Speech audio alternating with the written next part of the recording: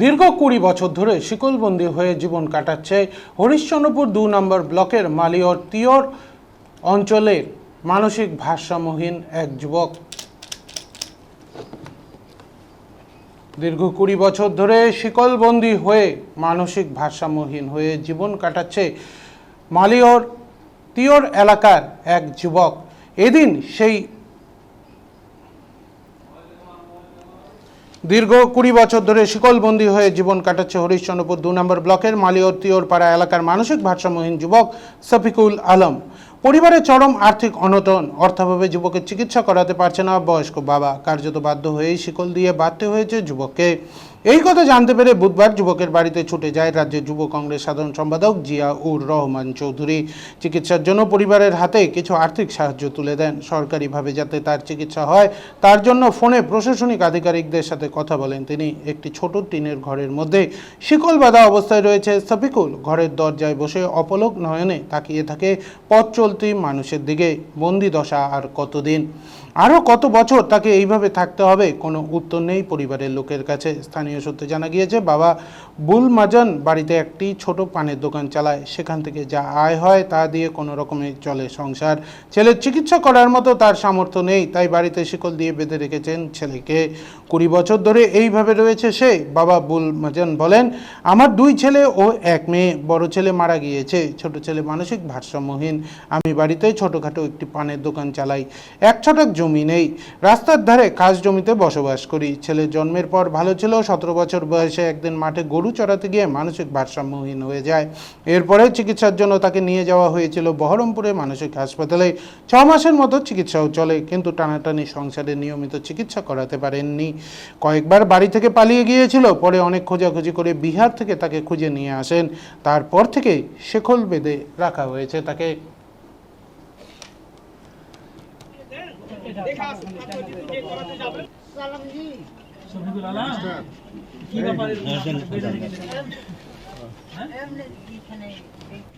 কি জানেন হারিয়েছেন ওই কি লোক কি এই যে ওই রেলনে ওই কোনখানে হারিয়েছেন এক মাস না পাইলে ছেড়ে দিলে না পালাই ভালো দিব সবই দিব দোকানি সব খাও দেখি ভিড় খুব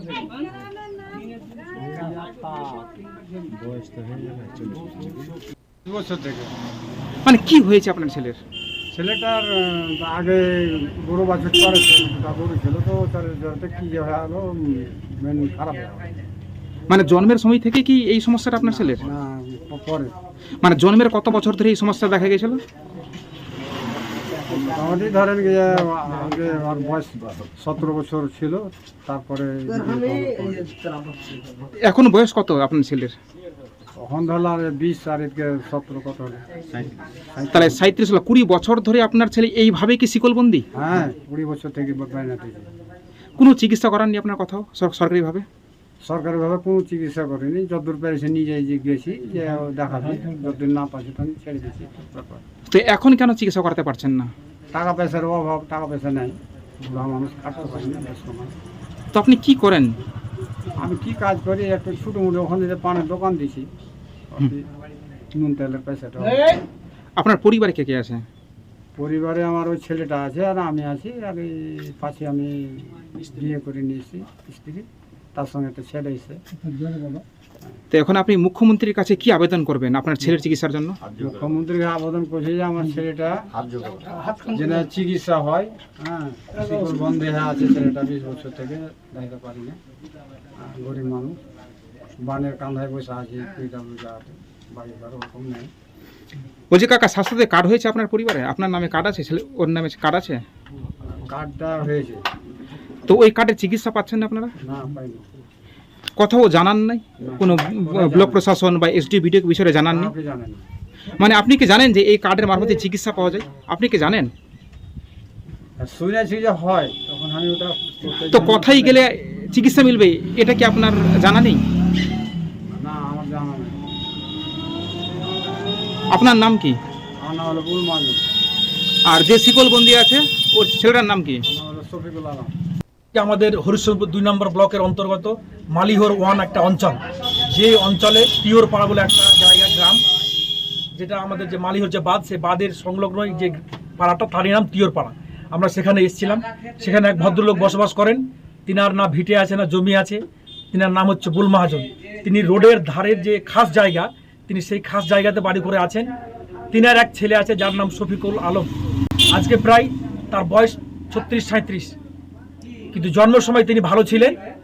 পরবর্তী সময়ে আজ থেকে 20 বছর পূর্বে, 20 বছর থেকে সেই ছেলে মেন্টালি একটু প্রবলেম হয়ে যাওয়ার কারণে সে তাকে শিকলবন্দি করে, আমরা যেটা দেখলাম, তালা মেরে, তাকে শিকল দিয়ে তালা মেরে রাখা, বন্ধ করে রাখা হয়েছে। এরকম একটা করুণ দৃশ্য আমরা যখনই জানতে পারলাম, আমরা সঙ্গে সঙ্গে আমাদের এই অঞ্চল, আমাদের এই যে মালিহর অঞ্চলে যে সাধারণ যে নাগরিক, আমাদের মেম্বার যারা আছেন, আমাদের লিডার সাহেব, আমাদের এখানটা হযরত মাস্টারমশাই আছেন, আমাদের আর যারা আছেন, প্রত্যেকে আমরা ছুটে এসেছি। সেই যে কি বলবো, ভাষা নেই, প্রকাশ করার ভাষা নেই। আজকে এরকমভাবে ভারতের সংবিধানে প্রত্যেকের একটা মৌলিক অধিকার আছে বেঁচে থাকার। এই মৌলিক অধিকার যে খর্ব করা হয়েছে এখানটায়, আমি প্রশাসনের কাছে অনুরোধ করব, আমাদের হরিশ্চন্দ্রপুর 2 নম্বর ব্লকের যিনি আধিকারিক বিডিও সাহেব আছেন, তিনার মাধ্যমে ঊর্ধ্বতন কর্তৃপক্ষ যারা আছেন, প্রত্যেকের কাছে আমাদের অনুরোধ, আমাদের সামাজিকভাবে মানুষের বেঁচে থাকার যে ফান্ডামেন্টাল রাইট, সেই ফান্ডামেন্টাল রাইট আজকে বিঘ্নিত হচ্ছে, যাকে শিকলবন্দি করে আজকে তালা মেরে রাখা হয়েছে। কারণ তার মানসিক অবস্থা ঠিক নেই। পরিবার কি জানাচ্ছে, এবার কেন শিকলবন্দি? পরিবার যেটা জানাচ্ছে যে ও গুরুতর অসুস্থ, এবং সেই তার বাবা যে বুল মাহাজন, সে একটা খাস রোডের জায়গায়, খাস জায়গায় বাড়ি করে আছে, তার সেই সামর্থ্য নেই যে তাকে ট্রিটমেন্ট করবে।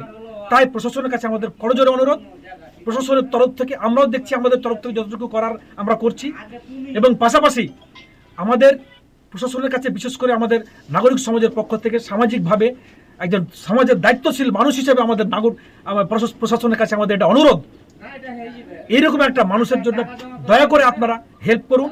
প্রশাসনিক হেল্পের মাধ্যমে যেন তার ট্রিটমেন্ট হয়। আমরা যেটা সেই ভদ্রলোকের সঙ্গে, যিনি শিকলবন্দি, সেই শফিকুল আলম, তিনার সঙ্গে আমরা কথা বলে যেটা বুঝলাম, তিনার অল্প স্বল্প প্রবলেম আছে, ছেড়ে দিলেই তিনি কোথাও এদিক ওদিকে হারিয়ে যান, কোথাও চলে যান, কাউকে হয়তো ঢিল ছুড়ে দেন, এরকম একটা প্রবলেম, মানসিক ভারসাম্য আর কি যেনার নেই। তো একটু ট্রিটমেন্ট করলেই তিনি কিন্তু সুস্থ হয়ে স্বাভাবিক জীবনযাপন তিনি করতে পারবেন, পরিবারের সঙ্গে সমাজের কাজ করতে পারবেন, পরিবারকে নিয়ে সুখে শান্তিতে বসবাস করতে পারবেন। তাই প্রশাসনের কাছে আমাদের করজোড়ে আবেদন, তিনারা যেন এই ফ্যামিলিটার প্রতি যেন নজর দেয় এবং তাকে যেন যথাযথ সাহায্য করে। আমাদের তরফ থেকে আমরা এসেছিলাম, আমাদের সাধ্যমতো আমরা যা পারলাম আমরা সাহায্য করলাম। এবার এরপর পালা হচ্ছে আমাদের হরিশ্চন্দ্রপুর 2 নম্বর ব্লকের যিনি আধিকারিক, তথা আমাদের মালদা জেলার আধিকারিক, যারা ঊর্ধ্বতন কর্তৃপক্ষ আছেন, যারা হায়ার অথরিটি আছেন, দয়া করে আপনারা এই পরিবারটার দিকে দেখুন। এই একজন সুস্থ সবল মানুষ, তিনার দিকে দেখুন, তিনার যেন চিকিৎসার ব্যবস্থা হয়, তিনি যেন স্বাভাবিক জীবনে ফিরে আসেন, এটাই কামনা করি। এটা আপনার দুর্বলতা, যেহেতু হয়তো আপনার যে ছেলে যে শিকলবন্দি করে রাখছেন এতদিন ধরে, একটা সামান্য এখানে একটা অনুদান আছে, আপনি রাখেন, আপনার ছেলের জন্য ট্রিটমেন্টের জন্য ব্যবহার করবেন। আর বাকি যেটা প্রশাসনের যেটা ব্যাপার আছে আমরা দেখছি, যোগাযোগ করছি, অনুরোধ করবো যেন আপনার ছেলের ট্রিটমেন্ট হয়, আমরা দেখবো।